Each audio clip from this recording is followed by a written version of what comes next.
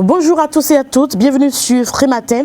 La loi sur la régulation des frais des cérémonies proposée par Nazer Sado nous intéresse dans le débat. Nous parlons également des TD non payants désormais dans les écoles publiques. Et pour faire le débat, nous recevons pour vous Polycarpe Oussou, il est journaliste au quotidien Les Pharaons. La une des journaux sera présentée par Kader Achirou. Bonjour. Bonjour Nadège, les journaux titrés ce matin sur la rentrée scolaire prochaine et également sur la lutte contre la grande criminalité où le gangster qui a tiré sur un cadre de la présidence a été arrêté hier à Porto-Novo. Dans le journal, un nouveau fonds dédié aux investissements en Afrique vient de voir le jour. Nous en parlerons dans un instant. Le sport sera présenté par Jean-Luc Dagan. Bonjour. Bonjour Nadège. Nous parlerons de quoi? Nous parlerons de la qualification du Bénin pour la phase de poule de l'UFOA après sa brillante victoire 2-0 sur le Cap-Vert. Bienvenue, bonjour. Voici la pub. Papa. Oui, ma fille. Tu sais, je t'ai dit qu'après mon bac, je veux devenir journaliste reporter d'images, non? Papa, tu penses m'inscrire où? Esaü. Esaü, papa. Waouh! Maman, maintenant que j'ai eu le bac, je veux faire les finances et trésors. Tu comptes m'inscrire où? Esaü, beau-fils. Esaü? Oui, maman! Papa, Oui. tu sais qu'après mon bac, je vais être diplomate, non? Et tu comptes m'inscrire dans quelle université? Mais Esaü, naturellement. Esaü? À ESAE, vous êtes formé, bien formé dans les filières comme administration du travail et de la sécurité sociale, administration générale et territoriale, administration des impôts, gestion des marchés publics, planification et développement local, droit et sciences politiques, sciences économiques et de gestion. ESAE, c'est aussi sa télé numérique ESAE TV et son journal L'Informateur. ESAE, c'est à Bedjromédé, 3e rue après le carrefour 16 ampoules allant à Jericho. Numéro de téléphone 98 98 14 00 96 80 55 11 90 93 65 21. ESAE, l'excellence a un nom. La une des journaux que nous démarrons par le quotidien L'Informateur. Oui, nous démarrons par le quotidien L'Informateur qui informe ce matin grotesque montage contre le ministre Wadahi quand les rupturiers commencent par se détruire. Toujours avec l'Informateur en manchette. Implantation d'immeubles dans la ville de Cotonou. La mairie lance le contrôle des permis de construire. Fraternité, réforme constitutionnelle sur fond de revendications et de manifestations. Le Togo veut frapper un coup historique. Fort Yacimbe réussira-t-il à contenir la rue? Ce que va changer la réforme constitutionnelle. Toujours avec Fraternité, lutte contre la grande criminalité. Un gangster arrêté à Porto-Novo pour avoir tiré sur une cadre de la présidence. Un espoir du commissaire Godin Segbo et du directeur général de la police nationale. Le matinal, manœuvre calomnieuse contre le ministre des Finances Romuald Wadahi, victime d'une conspiration. Revitalisation des sites touristiques, une brigade spéciale pour la Pinjari nous informe le défi d'une génération. La nation, reprise imminente des classes, une pré-rentrée effective mais peu animé, constate le confrère. Sorti du fan club Boniaï, les Pharaons titrent en manchette une parade pour masquer le lourd passif du régime de la refondation. Toujours avec les Pharaons, cabale contre le ministre des Finances quand les prouesses de talent enragent ses détracteurs. Le génie, journée africaine de la technologie et de la propriété intellectuelle 2017, message du ministre du Commerce et d'Industrie. Le gouvernement a fait de la création d'emplois pour les jeunes une priorité, d'ici Lazare Saint-Quentin, matin libre, remaniement ministériel. Qu'est-ce qui fait courir Romuald Wadahi, s'interroge le journal La Nouvelle Tribune. Brouille entre deux alliés politiques. Yahi Badamansi, une guerre impitoyable. Le Béninois libéré. Injustice au niveau des mutations disciplinaires. Le crime de Saliman Karimou contre le directeur Kora Zaki Alidou. Voilà un incompétent qui ternit l'image du président Patrice Talon, estime le confrère L'Indépendant. Après 18 mois de gestion de l'actuel régime, voici ce qui a changé du régime Yahi à celui de Patrice Talon. Le quotidien Nokwe parlait des gouverneurs à Porto-Novo. L'honorable Orden Aladate introduit la proposition de loi portant statut de la magistrature. L'économiste, conjoncture économique du Bénin au deuxième trimestre 2017, 5,3% du taux de croissance du PIB. Le pays émergent, rapport Doing Business 2017, la corruption fait reculer le Bénin sous Talon, le mensonge de sport favori de la rupture. Le potentiel probable ralliement du mouvement Espoir du Bénin à la mouvance présidentielle Abiola, le centriste glissant dans la nasse du pouvoir. Bénin intelligent, polémique autour d'un médicament, la guerre de la prostatite. Toujours avec le Bénin intelligent, communauté des communes du Zou, CCZ, Luc Atropo, plébiscité. Libération, sortie hasardeuse et inféconde du fan club Boniaï à l'approche des législatives. Une poignée de jeunes désœuvrés aux ordres ratent leur cible. Retour sur les scandales qui ont jalonné le passage au pouvoir de leur maître à penser l'événement précis. Dénonciation calomnieuse et diffamatoire, vaste conspiration contre Romuald Wadain Diapata. Configuration politique à l'Assemblée nationale, Agir pour la République, le nouveau groupe parlementaire dirigé par Barthélémy Kassam. La nouvelle mutation pour finir. Quatrième congrès ordinaire de l'ADAB le week-end dernier. Le général Oké Soumano reconduit pour un mandat de 3 ans. Merci à vous, Kader Achirou, pour la présentation de cette une des journaux. Les quotidiens sont disponibles dans les kiosques, mais aussi en ligne. Nous allons à présent passer au journal sur Free Matin. Bienvenue donc à cette session d'information. L'université de vacances du PRD d'Angbo 2017 aura lieu le 30 septembre prochain. Les militants PRD de la vallée s'apprêtent à accueillir leurs camarades militants, cadres du parti, pour de sérieuses assises sur la vie du PRD, son rayonnement national, sa vision et ses apports personnels pour la réussite du mandat du président Patrice Talon. Les cadres délégués pourront faire des suggestions ou des recommandations aux instances dirigeantes du parti qui, à leur tour, en décideront conformément au statut du parti. Pour rendre Cotonou, la capitale économique du Bénin, plus attrayante, la mairie de la ville vitrine a initié une opération de curage des carnivaux. Mais à certains endroits de la ville, le constat est là, ils n'ont pas été pris en compte et le travail laisse parfois à désirer dans quelques quartiers. Constat. Faire de la vie de Cotonou un environnement sain et assaini est la préoccupation du gouvernement et des autorités municipales. Dans cette optique, un projet de déblaiement des fossés et caniveaux a été instauré. Malgré cela, les ordures ménagères et les déchets restent posés le long des artères de la ville, une situation qui indigne les habitants de la localité.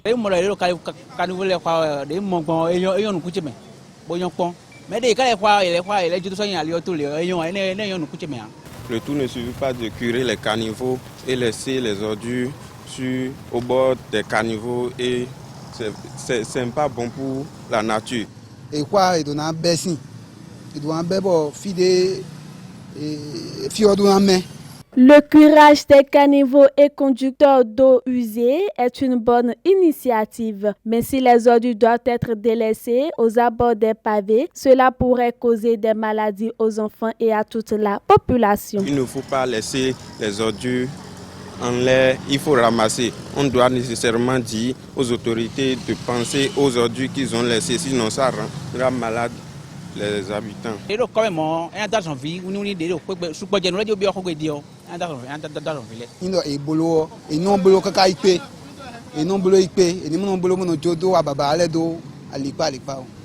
Souhaitons donc que les autorités municipales de la ville de Cotonou prennent d'autres mesures concernant la propreté et l'assainissement des caniveaux afin qu'ils puissent faire bon vivre dans la ville.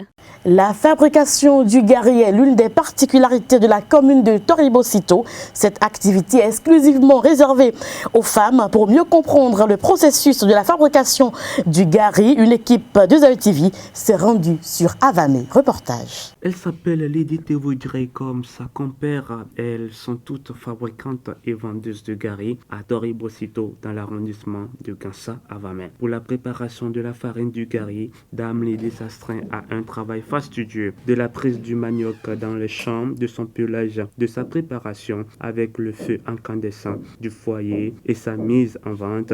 Il faut suivre bien des étapes minutieuses dans le processus de préparation. Oui, ça fait un ami. Minoiku. Bon, hera hogwe. Bono akpa. Mi pa minoi bazo mono. Bueno, ali no mi. Ai hotong we mi no be da time. Ai hotong we de vo. La vente du gari est une activité rentable car la clientèle en raffole. Le prix du kilogramme est à la portée de tous. Une activité qui requiert des efforts physiques énormes, de longues heures à flairer la chaleur des feux de bois surchauffés.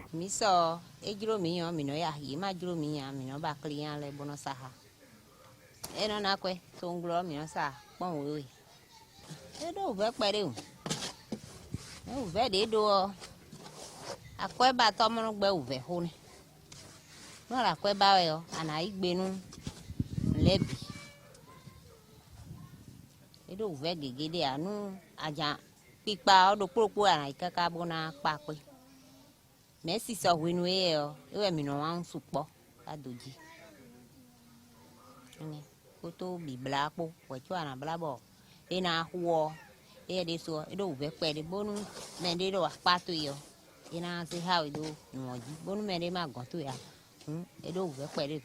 C'est une routine de tous les jours pour Lydie et sa consoeur afin de mettre à disposition de sa clientèle du bon Gary qui fait émouvoir les papilles gustatives.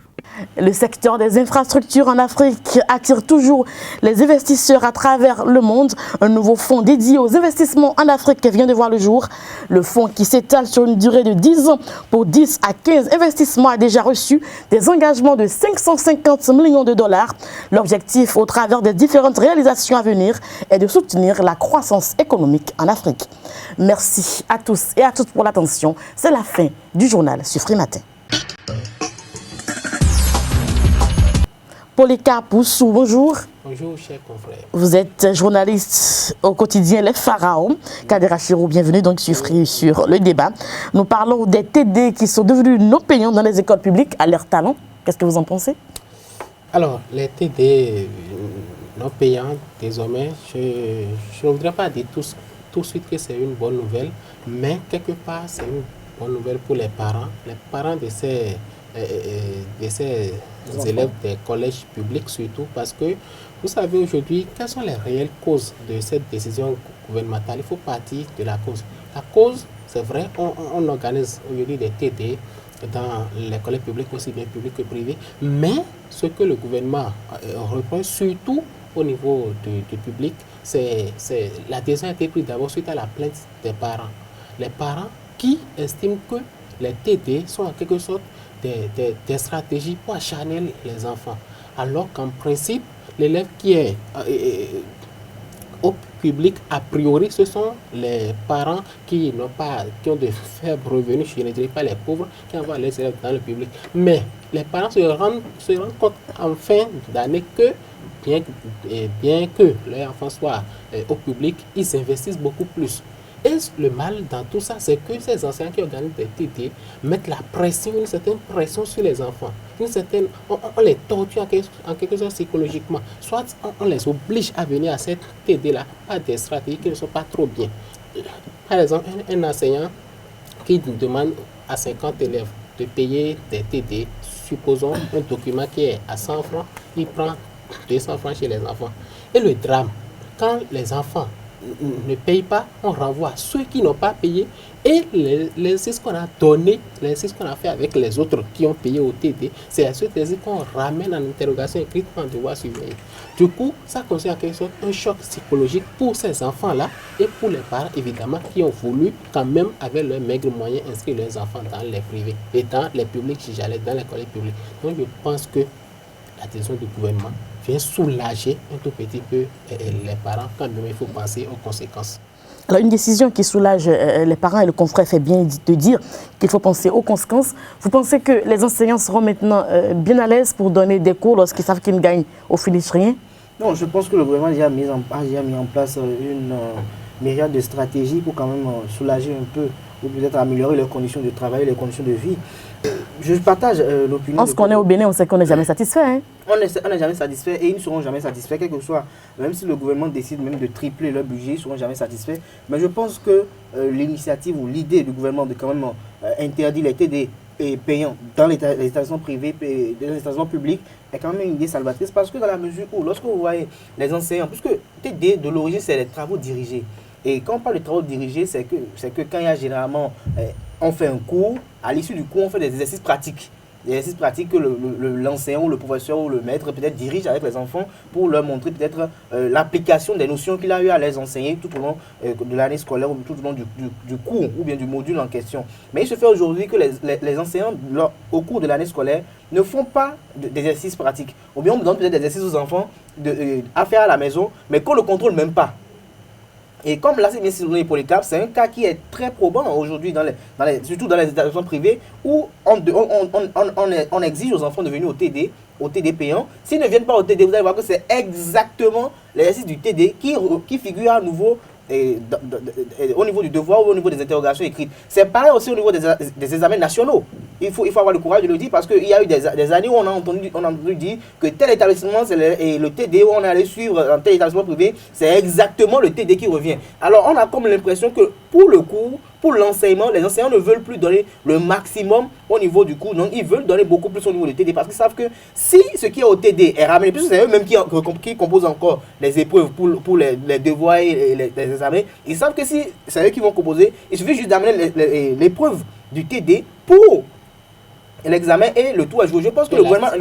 Profiter ceux qui ont payé. Voilà, profiter ceux qui ont payé. Je pense que le gouvernement n'a même pas fini. Il faut qu'ils aillent même au niveau des privés et même peut-être chercher un moyen pour imposer cela pour que les TD ne soient pas payés parce que, ou bien carrément on inclut les frais de TD dans la contribution à l'initiale plutôt que de chaque fois s'en servir pour faire un moyen de pression aux parents, un moyen de pression au niveau des élèves. Et les enfants sont contraints. Ce qui fait qu'il y a même des élèves à un moment donné ne suivent même plus le cours parce qu'ils estiment qu'au cours de l'année scolaire, quand ils vont aller au niveau des TD, ils auront peut-être un corrigé type. Un corrigé type, c'est même pas la pratique, ils auront un corrigé type.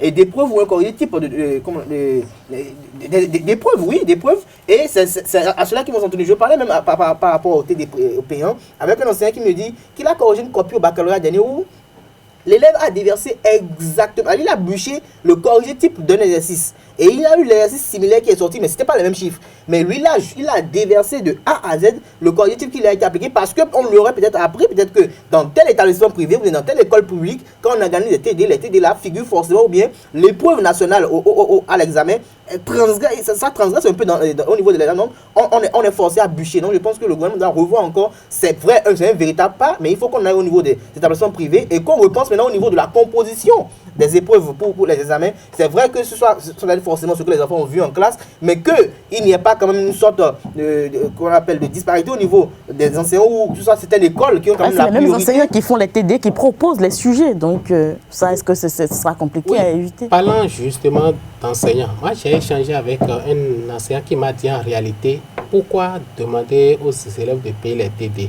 Juste pour leur permettre, entre autres raisons, pour les obliger à venir à cette TD qui sont quand même, qu'on le veuille ou non. Lorsqu'ils ne payent pas, ils peuvent ne pas venir. Exactement, parce que l'expérience a prouvé que lorsque vous allez à quelque chose gratuitement, vous êtes libre de ne pas prendre ça au sérieux comme de le prendre. Donc du coup, très peu sont les apprenants qui prennent les TD au sérieux quand c'est gratuit. Donc ils se disent que lorsque l'enfant va débourser, lorsque ses parents vont débourser pour... C'est lui-même qui paye. Ou c'est lui-même qui paye, sera obligé d'être présent au TD. Maintenant, moi je veux bien penser aux conséquences parce que est-ce que cette décision du gouvernement ne va pas en quelque sorte démotiver les enseignants? Parce que qu'on le veuille ou non, ils s'en trouvent toujours pour leur compte. Je disais tout à l'heure, une photocopie, un document, une épreuve, la photocopie à 10 francs, on peut vendre ça aux apprenants à 50 francs, 25 francs. C'est ça les arrange. Maintenant, est-ce que cela ne va pas les démotiver en quelque sorte? Et je voudrais les exhorter à ne pas être démotivés. Au patriotisme, carrément. Au patriotisme, au sens de professionnalisme, au sens d'éducateurs qu'ils sont. Je voudrais les exhorter surtout à ne pas se décourager. Parce qu'on a interdit, encore qu'on n'a pas interdit les TD, l'enseignant est libre d'organiser les TD, mais qu'on ne prenne plus le moindre copec chez les parents, c'est qui est interdit. Donc, et l'enseignant peut ne pas organiser les TD s'il veut. Or, les TD aident un peu les enfants et son importance n'est plus vraiment à prouver. C'est très important. C'est très important. Il faut des exercices d'application. Je pense que pour pallier à cela, je pense que ça revient quand même aux directeurs généraux des établissements publics de quand même essayer d'insérer dans la contribution scolaire ces frais et de TD. Au public, je crois que les cours ne sont pas payants dans les publics. En tout cas, pour les filles, ce n'est pas payant. Non, il semble que la mesure a été revue avec le régime du nouveau départ. Ça, tout a pris au nouveau départ maintenant. Il n'y a plus... Comment je n'ai pas payé pour ma fille au public? L'année dernière encore, le nouveau départ était là, mais je n'ai pas payé pour ma fille au public. Cette année, il y a des choses qui ont été revues au niveau... Peut-être c'est plus donné à toutes les filles, mais il y a un niveau donné, c'est gratuit, peut-être à un niveau donné, on prend la relève. Mais ce que moi je pense, c'est que les décisions doivent essayer de prendre un peu au niveau des contributions pour que, déjà au niveau des contributions, les parents payent et que ces fonds-là soient maintenant dédiés professeurs pour qu'ils soient un peu motivés. Parce que qu'on le veut ou non, non, les parents ne sont pas d'accord, mais il faut voir les enjeux que vous avez relevés. Je pense que si l'enseignant n'est pas motivé, je vous assure qu'il ira devant l'élève, il ira avec peut-être une mauvaise humeur. C'est justement pour ça que pour les cas parlait du sens du patriotisme maintenant de l'enseignant qui est mis en jeu pour qu'on puisse, qu'il y ait un appel de cœur pour que nos enseignants puissent quand même éduquer nos enfants pour qu'ils sortent, pour que demain en sorte de très grands et bons cadres. Nous parlons rapidement de la loi sur la régulation des frais de cérémonie proposée par Nazir Sado, une loi qui paraît quand même un peu absurde pour les Kapoussou. Évidemment, chers consoeurs, à l'avènement de ce test, ça m'a arraché un petit sourire parce que j'ai trouvé ça quand même à la limite j'allais dire irréalisable. J'ai trouvé ça, j'ai pris ça comme de l'utopie parce que, qui vous souvient, il y a un décret du genre. L'honorable Nazir Sado n'a fait que réchauffer un décret de 1945 que je ne me rappelle pas trop, qui existait mais qui n'a été jamais appliqué. Dans un contexte socio-culturel comme le nôtre, où lorsque le parent est indisposé, on a du mal à lui offrir 100 francs pour le paracétamol, mais quand il décède, on est prêt à dépenser des millions de francs CFA. Des millions à mettre son véhicule en garantie pour faire les obsèques. Là, je peux dire que l'honorable Nazir Sado a raison quelque part de vouloir régulariser cette situation. Mais dans l'application, parce qu'une chose est la loi, l'autre est la plus importante, c'est son application. Dans l'application, si vous pensez que lorsque votre grand-parent va décéder, on viendra vous demander le budget que vous avez élaboré pour ces obsèques, je ne pense pas. Donc, il faut vraiment qu'on repense. Kader Achirou, rapidement. Je pense que le projet est quand même bienvenu parce que quand on voit ce qu'est devenu aujourd'hui les enterrements aujourd'hui au Bénin, quand on voit ce qu'est devenu aujourd'hui les cérémonies de baptême aujourd'hui au Bénin, quand on voit ce qu'est devenu les cérémonies d'anniversaire de décès au Bénin, on a comme l'impression que nous sommes on ne peut pas dire vraiment qu'il y a morosité économique dans le pays, si je peux me dire ainsi, parce que quand on voyait des gens vendre leurs parcelles, vendre leurs voitures, rien que pour enterrer un parent, alors que le parent vivant, de son vivant, vous ne l'avez jamais donné peut-être 100 000 francs CFA pour qu'il puisse jouir correctement de ses enfants que vous êtes. Le parent de son vivant n'a jamais bénéficié des avantages de ses enfants et petits-fils, et à son décès, on choisit. J'ai trouvé que les décès aujourd'hui au Bénin, plutôt qu'on célèbre la mort en fait. On célèbre la mort et on essaye on s'en sert, c'est une occasion pour essayer d'organiser une fête en fait, quand il y a un parent qui est décédé ou autre. Je pense qu'il faut quand même mettre cher, même si la loi ne passe pas, qu'on trouve quand même qu'on trouve un canevas pour freiner à cela. Parce qu'il y a des gens qui vont à des enterrements qui ne savent même pas qui est décédé.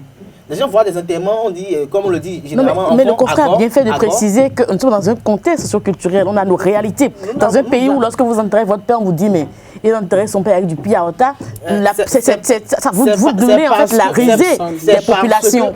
Vous comprenez? C'est parce que pendant longtemps, nous sommes nous-mêmes inculqués cela. Parce que nous, quand vous allez voir même les vrais richissimes, je connais un monsieur qui est de Grand Popo, qui est bien nanti, qui a des sociétés en Chine, il a voulu enterrer son père et sa mère. Ça a été fait de façon en toute sobriété. Mais qu'est-ce que les gens diront? La famille diront simplement qu'il n'aime pas ses parents, qu'il est incapable de l'enterrer, que c'est un radin. Quelqu'un qui est milliardaire, qui a des hôtels, s'il en veut à ses parents de son vivant. Des hôtels il y a des gens qui ne célèbrent pas leurs parents. Ton papa est mort, mais ils lui ont voulu déjà depuis qu'il était là, donc il ne l'enterre pas bien. C'est le contexte en fait. Paraîtrait-il vivait avec lui. C'est pas une question de contexte, c'est une question de mentalité. Justement, c'est la mentalité, le contexte.